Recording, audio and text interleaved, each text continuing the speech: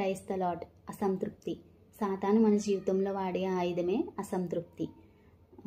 అపోస్తులుడైన పౌలు గారు తిమోతికి ఉత్తరం రాస్తూ ఇలా అంటారు. 1 తిమోతి 6వ అధ్యాయము 6-10 వచనాల్లో సంతుష్టి కలిగిన దైవభక్తి గొప్ప లాభ సాధనమై ఉన్నది అని. అక్కడ ధనము గురించి, అసంతృప్తి గురించి, తృప్తి గురించి ఉంటుంది. తృప్తి లేని జీవితం మన జీవితంలో సాతాను గొప్ప ఆయుధంలా వాడుకుంటాడు.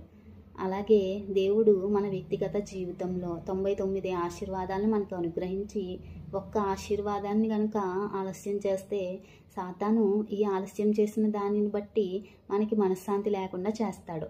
కాబట్టి దేవుడు మనకి ఏది అనుగ్రహించాడో దానితో మనం తృప్తిగా జీవిస్తూ దానిని బట్టి మనం దేవుణ్ణి స్తుతించే వారంగా ఉండాలి. తృప్తి కలిగిన హృదయం ఎలా ఉంటుందంటే ఎప్పుడూ కూడా దేవుణ్ణి ఆరాధిస్తూ స్తుతిస్తూ గణపరుస్తూ ఉంటుంది. అసంతృప్తి కలిగిన హృదయం ఎలా ఉంటుందంటే ఎప్పుడు కూడా దేవుని మీద సనగడమే ప్రారంభిస్తుంది.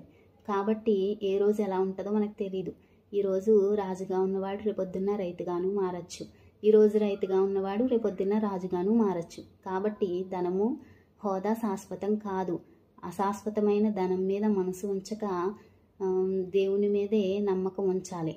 అలాగే 1 తిమోతికి రాసిన పత్రికలో 6వ అధ్యాయము 17వ వచనంలో ఇలా ఉంటుంది కదా, నీవు సుఖముగా బ్రతుకుటకు నీకు సమస్తమును ధారాళంగా దయచేయును అని. కాబట్టి దేవుడు మనకు ఏది అనుగ్రహించాలో సమయానుకూలంగా ధారాళంగా దేవుడు దయచేస్తాడు. కాబట్టి నీకున్న పరిస్థితిని బట్టి కలత చెందక దేవుడు గిన్నె నిండి పొంగి పొర్లే విధంగా మన జీవితంలో దేవుడు చేస్తాడని నమ్మకం మనం ఉంచాలి. అలాగే అసంతృప్తిని మనం విడిచిపెట్టి తృప్తి కలిగే జీవితంగా మనం జీవించేవారిగా ఉండాలి. ఆమె